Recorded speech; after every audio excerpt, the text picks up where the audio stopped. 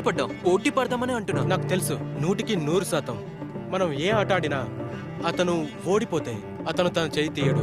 అతను చేతిస్తాడని అనుకోవట్లేదు. అతను ఓడిపోతేనా? అతను ఓడిపోతే అంటే అతను స్కై డైవింగ్ ఛాలెంజ్ లో అబద్ధం చెప్పాడు కదా. నేను ఏవియేషన్ లో మంచి వ్యక్తిగా ఉంటాననుకుంటున్నాను. అబద్ధాలు చెప్పను, నిజాయితీగా ఉండే వ్యక్తిని. నేను నమ్ముతాను, నిజమే చెప్తాను.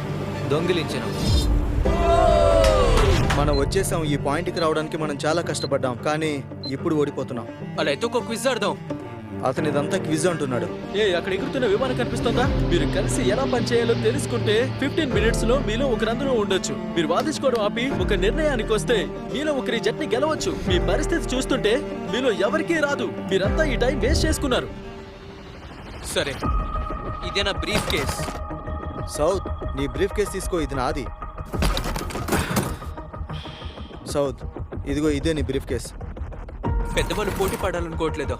వాళ్ళకి ఏరోప్లేన్ గిఫ్ట్ గా కావాలంట. నాకు నచ్చట్లేదు. నా దగ్గర ఇంకొకటి ఉంది. నువ్వు ఆ పెట్టె ఓపెన్ చేస్తే దాంట్లో గనుక ఏమీ లేకపోతే అప్పుడు నువ్వు చేయి తీసేస్తావా? రియాద్లో మీరు తీసిన